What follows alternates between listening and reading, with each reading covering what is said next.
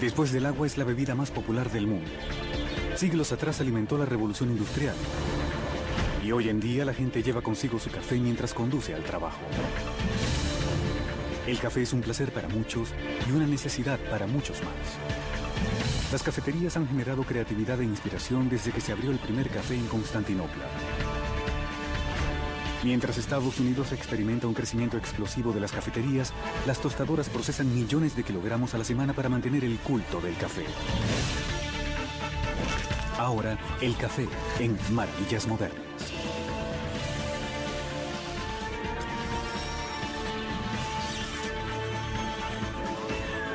Maravillas Modernas.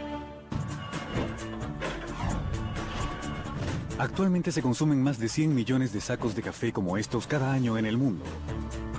En la planta de tostado de Starbucks en Kent, Washington, se reciben continuamente sacos de granos verdes de café que pesan casi 62 kilogramos cada uno, desde Centro y Sudamérica, Indonesia, África y Yemen.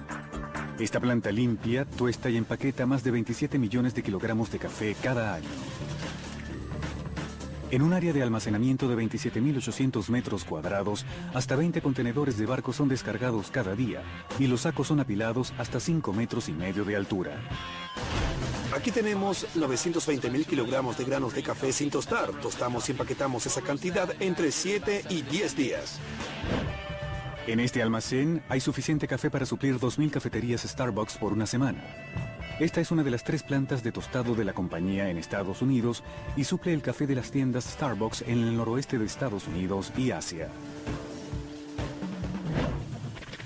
Un sistema computarizado de inventario determina cuándo es tiempo de tostar un lote nuevo de granos. Antes de ser tostados, los granos pasan por un proceso de limpieza. Descargamos el café verde en una cernedora en el piso y unos elevadores como este transporta el café a lo que llamamos la máquina de limpieza de granos verdes. La máquina usa bandejas vibratorias, magnetos y aspiradores para separar las impurezas de los granos, como piedras, ramas pequeñas y trozos de metal. Los granos verdes son transportados a través de un sistema neumático de tubos de aluminio a una de las enormes máquinas de tostado. La tostadora opera como una secadora gigante de ropa. Mientras gira, aire caliente circula dentro de la recámara para calentar los granos. Los granos tostados son vertidos en una batea circular de enfriamiento grande y son revueltos lentamente por un brazo giratorio. Esta es una de las 6 tostadoras que tenemos aquí en la planta de tostado de Kent. Tostamos el café en lotes entre 92 y 320 kilogramos. Los granos son tostados de 12 a 15 minutos a temperaturas que varían entre 177 y 232 grados centígrados. Cada tipo de café que servimos requiere de un tostado diferente. Por ejemplo, este es un tostado especial. Es nuestro tercer café más oscuro. Este es el grande que tiene 2% adicional de crema no batida de chocolate moca caliente. En el mercado Pike Place de Seattle, la primera entre más de 6.000 cafeterías Starbucks en Estados Unidos se encuentra más visitada que nunca. 3, por favor. Por cómo están ubicadas las cajas registradoras y la barra, tenemos que lanzar los vasos desde las cajas hasta la barra. El mercado del café especializado está en franco crecimiento en todo el mundo y está liderado por Starbucks y su fundador, Howard Schultz. Hoy en día hay más de 9.000 cafeterías Starbucks en 35 países. Atendemos a más de 40 millones de personas a la semana y empleamos a más de 100.000. A Schultz se le ocurrió la idea de Starbucks mientras viajaba por Italia. Hay 1.500 cafeterías solo en Milán. Fui de cafetería en cafetería, no solo en Milán, sino en otras ciudades también, como Verona. Lo que realmente me impresionó fue el sentido humano, la conexión humana alrededor del café y la experiencia del café. El café es una de las grandes bebidas románticas de nuestro tiempo. Tiene una historia única. Es la bebida de la verdad. Para contar la historia del café hay que empezar por el grano. Pero lo que llamamos granos de café en realidad son semillas de café.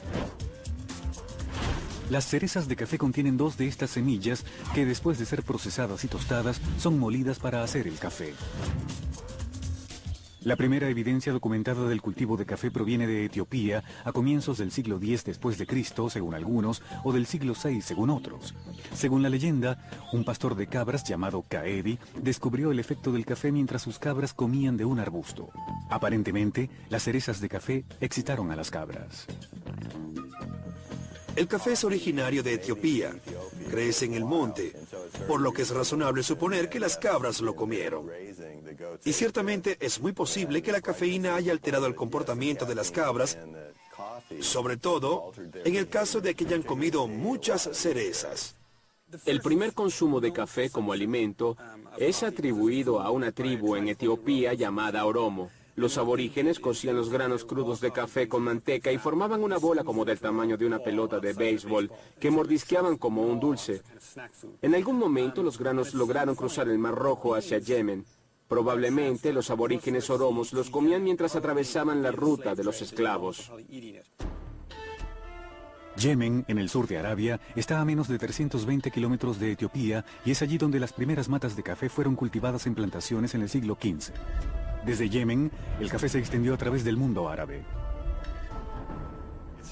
El café es una bebida asociada con la atención, acuidad, precisión, disciplina, intelecto.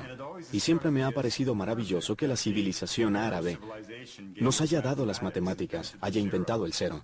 En parte, esa clase de atención con los detalles era de esperarse, dado lo estimulante de su bebida preferida. Según la leyenda, los árabes no permitían la exportación de las semillas fértiles a fin de mantener el café dentro de la cultura árabe. El Islam se convirtió en el depositario de todo el conocimiento de los antiguos griegos y de los romanos clásicos durante la Edad Media de Europa, por lo que se tiene esta imagen de estar sentado bajo el cielo azul del desierto Sahara, saboreando una dosis concentrada de café y dándole rienda suelta al intelecto humano. Cerca del año 1550, las primeras cafeterías en el mundo abrieron en Constantinopla, ahora Estambul, Turquía. El café turco es una mezcla de agua, azúcar y café. Se prepara en una vasija llamada ibrik. La mezcla de agua, café y azúcar se hierve 3 veces.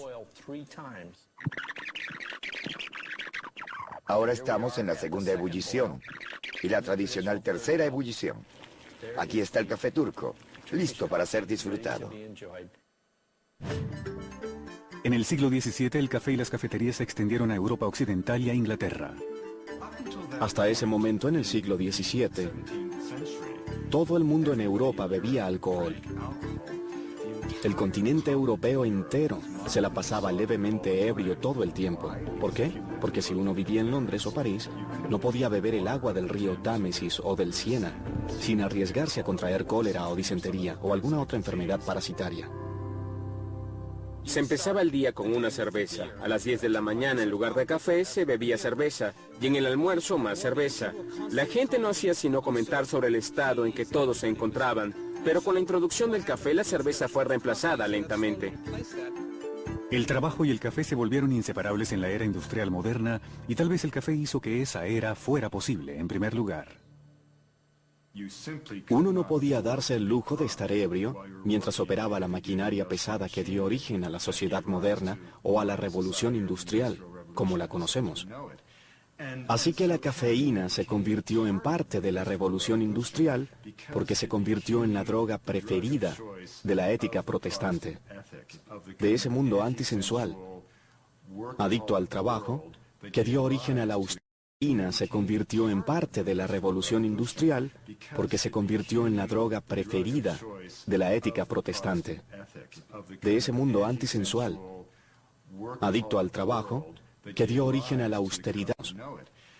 Así que la cafeína se convirtió en parte de la revolución industrial porque se convirtió en la droga preferida de la ética protestante, de ese mundo antisensual, adicto al trabajo, que dio origen a la austeridad de la época victoriana.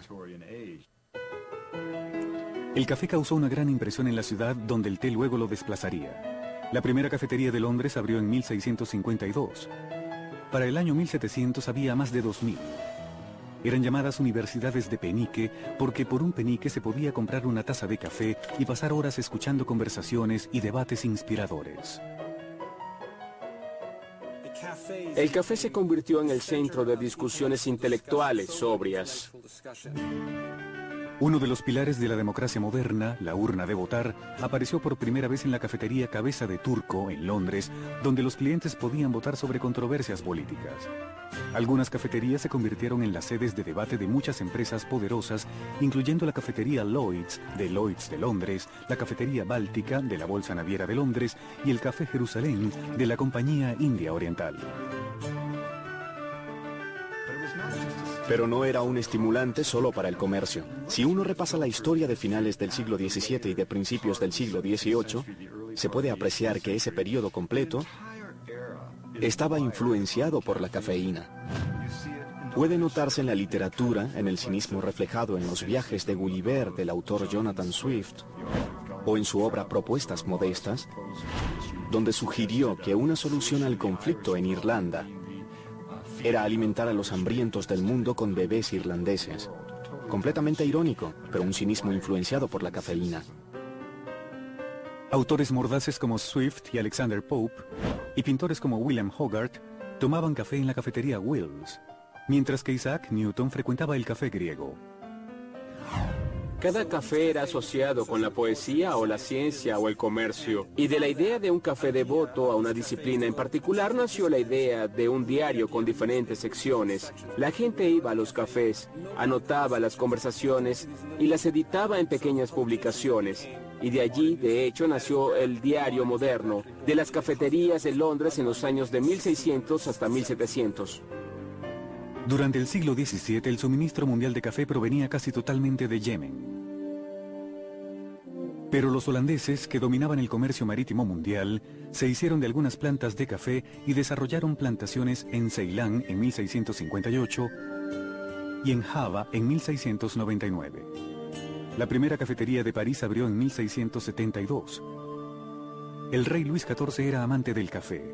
En el año 1714 los holandeses le obsequiaron una planta de café, la cual él mismo cultivó. 9 años después, un oficial de la Armada francesa, Gabriel Mathieu de Clieu, llevó consigo una planta del café Torreal a Martinica, en el Caribe. Los expertos alegan que la mayoría del café que se cultiva hoy en día en Centro y Suramérica desciende de esa sola planta.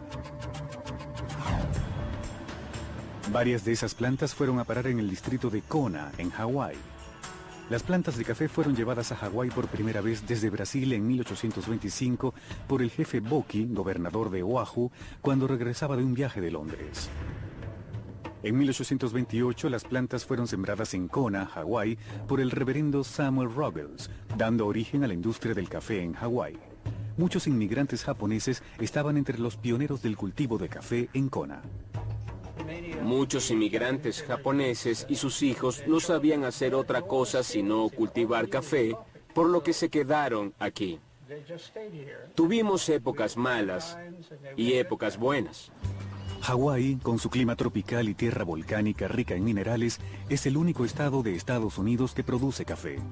Y el distrito de Kona produce ahora algunos de los granos de café más costosos del mundo. Pero por décadas, los consumidores estadounidenses no tenían ningún interés en un café costoso. Querían un café barato y en abundancia. En un esfuerzo por mantener los costos bajos, algunas marcas de café cambiarían sus mezclas, pero no necesariamente mejorarían la calidad. Esta granja, con 100 años de historia, es operada por la Sociedad Histórica de Kona. Cultiva y procesa café de la forma antigua. Era una tecnología que fue desarrollada por la primera y segunda generación de japoneses a comienzos de los años 20. Era un pequeño molino familiar. Se usó principalmente para procesar la cereza madura del café y producir un producto seco llamado pergamino. Recuerdo que usaba una lata como esta. Uno se la ponía así. Lo primero que se aprende de pequeño es a contar, así que aprendí a contar del 1 al 10. Jeffrey Matsuyama se crió en esta región en una granja de café como esta. También recuerdo que llenaba 10 de estas y luego podía jugar el resto del día. La mayoría de los niños de por aquí estaba bajo el régimen cafetero. El colegio terminaba alrededor de agosto porque era cuando comenzaba la cosecha. Los niños cosechaban el café. Luego de recogidas, las cerezas de café eran llevadas a la coriba de la granja o la cabaña de procesamiento. Allí la piel o cáscara exterior de la cereza era extraída usando un aparato llamado despulpador. Es un aparato muy sencillo. Un cilindro metálico perforado, ¿sí? Y lo que hace es exprimir el grano así, ¿de acuerdo? La semilla se separa. La pulpa sale por un lado y la semilla por el otro.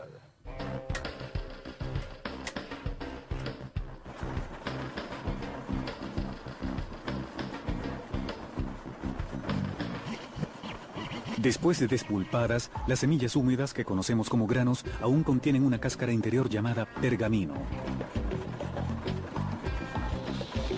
Colocamos los granos mojados que contienen pergamino en esta criba vibratoria que los sacude y les saca toda la humedad. Lo que en realidad hace es secar los granos por goteo. Pero aquí tenemos algo mejor.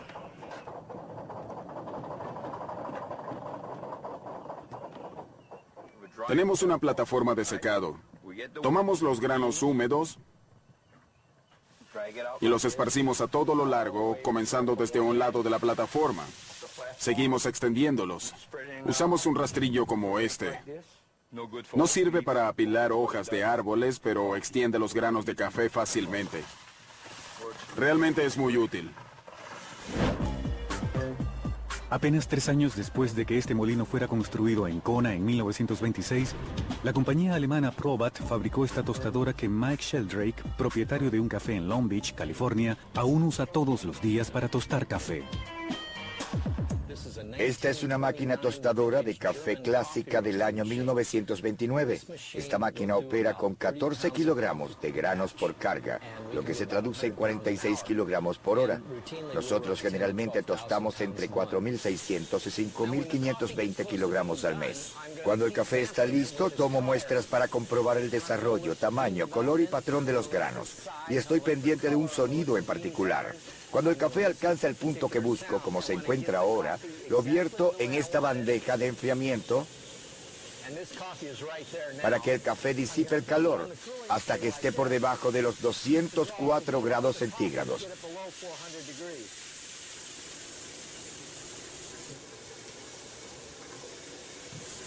Este café no puede alcanzar un mejor punto. Algunas de las mejores marcas de café de Estados Unidos se iniciaron de esa forma. En 1881, en San Francisco, 2 hermanos, Austin y Reuben Hills, empezaron a tostar granos de café importados de Centro y Suramérica al frente de la tienda. El aroma atrajo a clientes y las ventas de la tienda. Se dispararon. 3 años después, los hermanos Hills dejaron la venta al menudeo por el negocio del café al por mayor. La familiar lata sellada al vacío, aún usada por la mayoría de las compañías cafetaleras hoy en día, fue inventada por los hermanos Hills en el año 1900. Las latas hicieron posible que el café se conservara fresco por periodos de tiempo más largos. Le tomaría 10 años al resto de la industria para actualizarse. Para finales de siglo, había otras 2 compañías grandes de San Francisco disputándole la supremacía a Hills Brothers en el oeste, MJB y Folgers. En aquellos tiempos, una de las formas más populares de preparar café era con una cafetera de vacío, y actualmente está de regreso. El recipiente inferior contiene el agua y se conecta al recipiente superior mediante una empaquetadura de goma. El recipiente inferior es calentado. Cuando el agua llega al punto de ebullición, la presión que se crea hace que el agua suba al recipiente superior a través del tubo y por el filtro, y se vierte sobre los granos y el café comienza a hacerse. Una vez que sube toda el agua, se apaga la fuente del recipiente inferior y se forma un vacío que succiona el café a través del filtro hacia el otro recipiente, produciendo una deliciosa taza de café.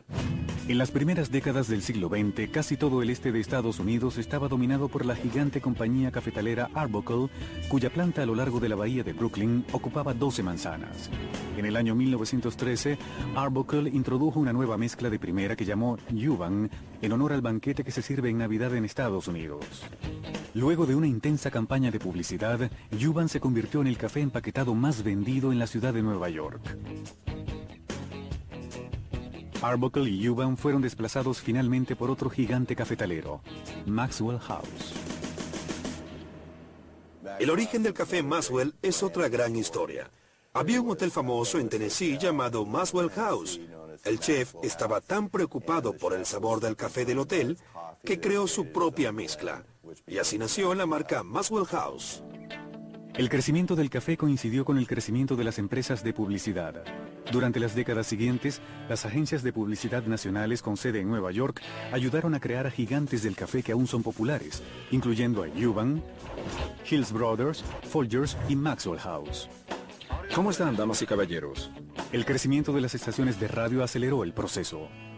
Les habla Harry Poncel, presentando algo diferente en entretenimiento radial. Eventualmente, como 75% del volumen total de café en los Estados Unidos estaba concentrado en 5 compañías solamente.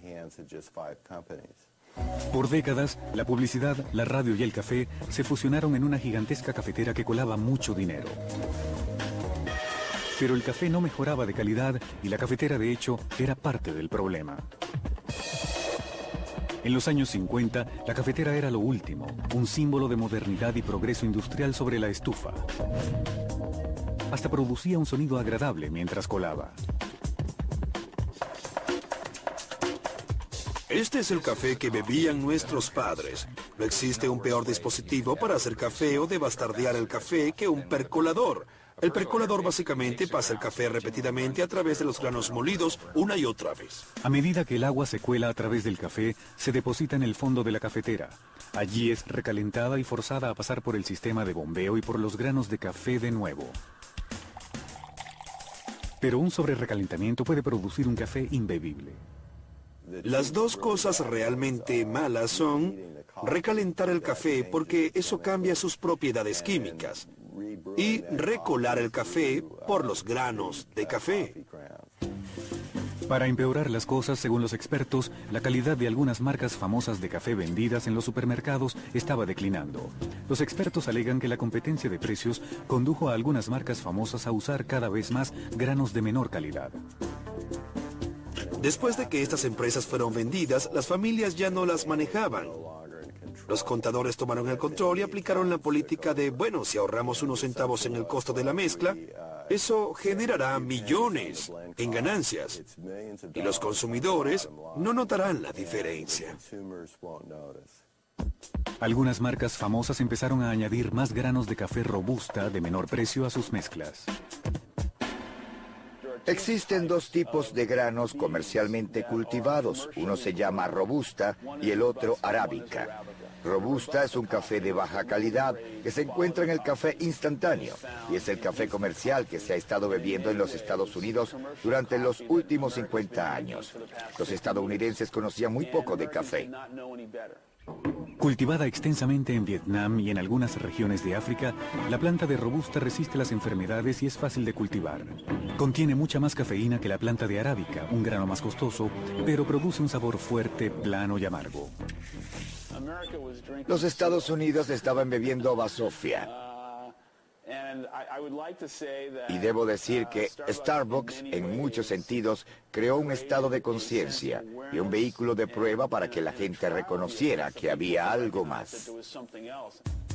Sea de buena o mala calidad, millones de personas en Estados Unidos y alrededor del mundo necesitan una taza de café en la mañana.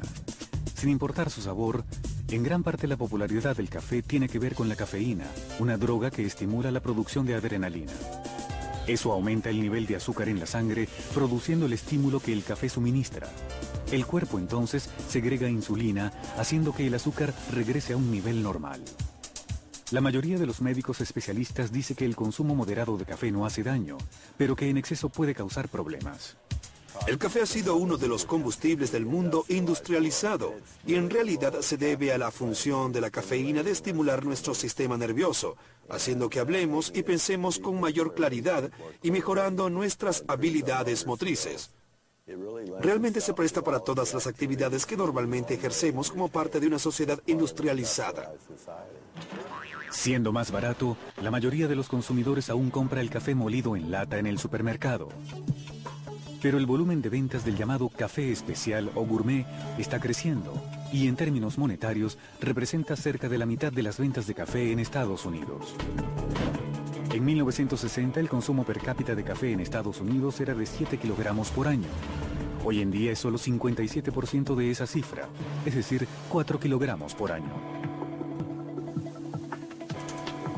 La razón por la cual el consumo disminuyó en los Estados Unidos se debe a que las marcas comerciales empezaron a degradar paulatinamente la calidad de sus mezclas, usando cada vez más granos inferiores, particularmente diferentes tipos de café robusta.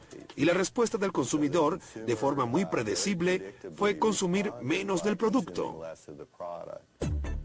Se necesitaría una máquina de colar café única, la moderna máquina expreso, para crear una nueva pasión por el café.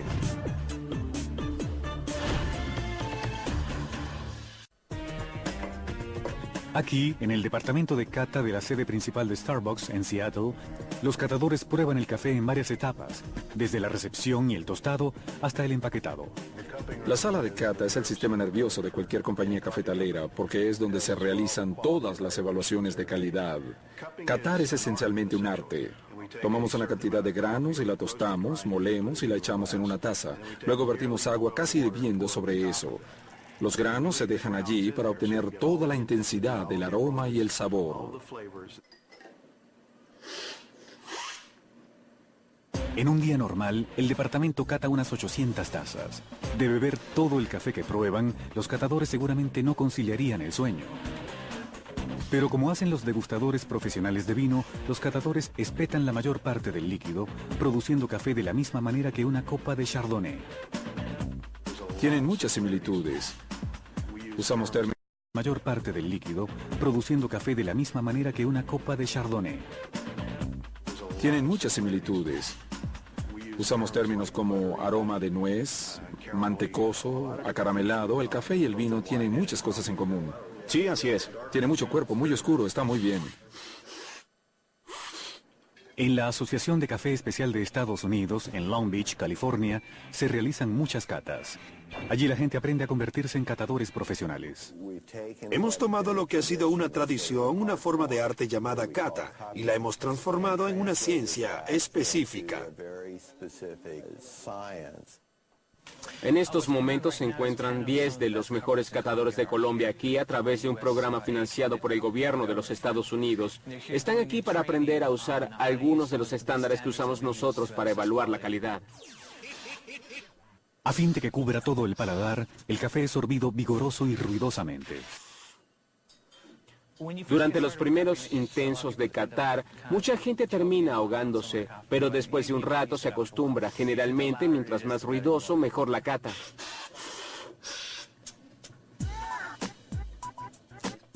Aunque los expertos del café tienen puntos de referencia en común, al tratarse del café preferido, sus opiniones difieren mucho. Para mí es el café de Indonesia, Sumatra, Java, Sulawesi, Nueva Guinea. Mi café favorito sería un expreso cuádruple, hecho con café expreso brasilero y aromatizado con cardamomo. No me tomaría un café fuerte como el de Sumatra a las 6 de la mañana. Me gusta un café más suave, como un café del este de África, por ejemplo. Mi café favorito es el de Etiopía, sin duda alguna. Yo uso una cafetera eléctrica de goteo para hacer el café en las mañanas y siempre uso café colombiano. Yo uso la prensa francesa, el método de prensar, que se asemeja un poco al café preparado directamente con agua hirviendo. El método de preparación que prefiero es la prensa francesa, porque se obtiene la intensidad del sabor. Esta es una prensa francesa para hacer café y es muy sencilla de usar. Se colocan los granos de café en la cafetera y se llena con agua caliente, lo más cercano posible a los 93 grados centígrados, a fin de obtener la mejor extracción. Luego se usa este filtro metálico, que es reusable. Se prensan los granos hasta el fondo y se obtiene una taza de café fresco que contiene todos los aceites, sedimento y el sabor que estaban originalmente en los granos de café. Indudablemente la forma más costosa de preparar café es usando una de estas máquinas expreso de $6,000. Cuando se extrae café con esta máquina es muy importante que el café salga en chorros muy pero muy finos, como hebras de estambre. En este momento, el café tiene un color óxido oscuro, y ese es el color que se quiere. No fue sino hasta 1948, en Milán, que la máquina de expreso, como nosotros la conocemos, fue perfeccionada. Achille Gaggia, propietario de un café e ingeniero, diseñó una máquina que usa un muelle y un pistón. Este diseño hace circular el agua caliente a través del café molido más rápidamente que usando la presión de vapor únicamente, como las máquinas de expreso anteriores. El pistón y el muelle producen, según los expertos, una extracción más rápida y superior del sabor del café. Uno de los componentes más importantes de una máquina de expreso es la caldera. Dentro de la caldera se encuentra la resistencia. La resistencia calienta el agua que a su vez crea la presión de vapor. El agua caliente de la caldera no llega a la taza, sino que calienta el agua fresca mediante un intercambiador de calor. Tal vez la máxima expresión artística de una máquina de expreso lo es el cappuccino, una combinación de café expreso y leche al vapor. En el cappuccino italiano original, como lo han preparado los italianos desde siempre, se verá el café en la taza. Si algo realmente se quiere evitar es tener un café amargo en el fondo y una espuma seca arriba.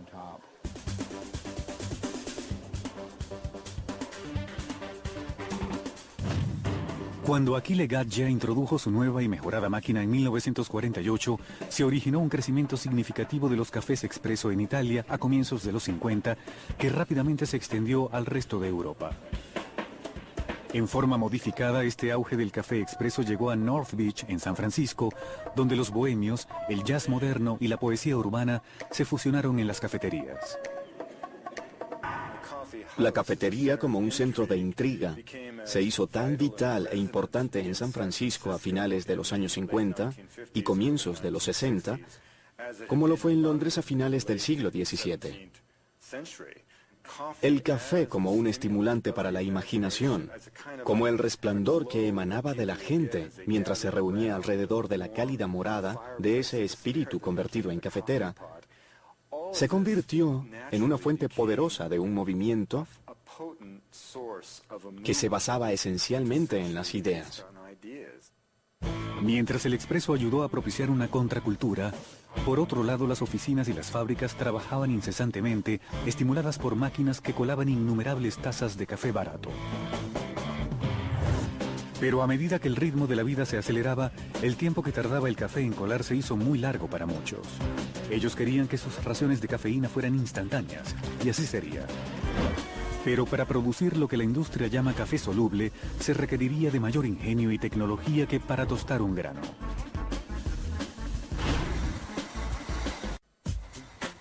Aunque el café instantáneo es menos popular en Estados Unidos de lo que una vez lo fue, en casi toda Europa y Asia es la forma preferida de preparar café. Curiosamente, en Inglaterra, el 80% del consumo total de café es del tipo instantáneo. El 20% restante es de grano tostado o molido. Actualmente, la mayoría de los países del tercer mundo consume café instantáneo. A nivel mundial, el café instantáneo representa como el 40% del mercado de café al por menor. y Nescafé domina ese segmento del mercado. El desarrollo del café instantáneo se remonta a los tiempos de la Guerra Civil estadounidense. Los soldados de ambos bandos ansiaban tanto el café que algunos adaptaban molinillos en las culatas de las carabinas. Finalmente, los soldados del norte recibieron una presentación primitiva de café instantáneo, una lata con una pasta viscosa concentrada adentro, hecha de una mezcla de café finamente molido, azúcar y leche. Al agregarle agua caliente a una cucharada de pasta, un soldado podía disfrutar de una rápida y moderadamente sabrosa taza de café. El café instantáneo en polvo apareció por primera vez en Estados Unidos después de que un químico inglés que vivía en Guatemala, llamado George Washington, desarrolló un método para refinar los cristales de café de los granos tostados de café. Se mudó a Nueva York, se hizo ciudadano estadounidense y empezó a vender el café refinado Washington. El café deshidratado no fue muy exitoso, pero cuando estalló la Primera Guerra Mundial, el ejército de Estados Unidos compró toda la producción. Después de la Primera Guerra Mundial, el café instantáneo regresó a su estatus de producto marginal. Haría falta otra guerra mundial para fomentar su demanda. En la Segunda Guerra Mundial, entre sus raciones de alimentos, los soldados llevaban consigo café instantáneo, suministrado por 12 diferentes proveedores, incluyendo George Washington, Maxwell House y Nescafé. Un café caliente en las trincheras significaba mucho, era un gran consuelo para los fatigados soldados. Y el café instantáneo en polvo era mucho más rápido y fácil de preparar. Durante la Segunda Guerra Mundial, el ejército de los Estados Unidos fue el responsable de que Nescafé y el café instantáneo se extendieran alrededor del mundo, logrando que el café instantáneo se hiciera muy popular en los mercados de Europa y Asia. Por décadas, el café instantáneo fue elaborado usando el proceso de secado por atomización. El café concentrado es pulverizado en una cámara grande de aire caliente desde una torre muy elevada. Mientras las gotitas caen, el agua restante se evapora y los cristales de café secos caen al fondo de la cámara. Uno de los inconvenientes del proceso de secado por atomización es que requiere de temperaturas altas, y el calor es uno de los enemigos mortales del café. El calor es perjudicial para las propiedades naturales del café como el sabor y el aroma. En los años 60, Nestlé desarrolló una nueva forma para elaborar el café instantáneo usando un proceso de secado por congelación.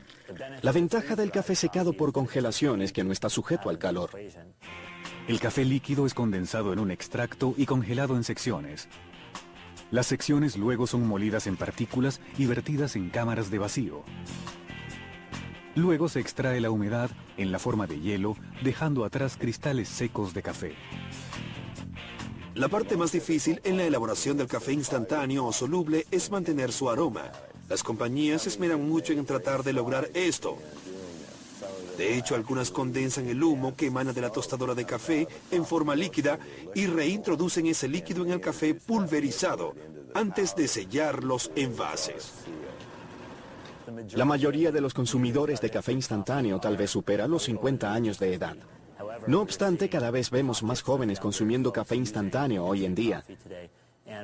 Y uno de los beneficios que observamos entre los jóvenes es que si bien no tienen una percepción negativa hacia el café instantáneo, tampoco han sido atendidos acordemente como consumidores. Por lo que en Nestlé estamos muy emocionados con el café instantáneo. Es el único segmento del negocio del café en el que participamos. Sí, así es. Realmente escucharon las palabras emocionado y café instantáneo en la misma oración. Sí, estamos emocionados con el café instantáneo. Siguiendo el paso de los tiempos, el café instantáneo ha adquirido categoría gourmet. Uno de los productos más recientes que estamos elaborando es un café instantáneo con 100% granos colombianos.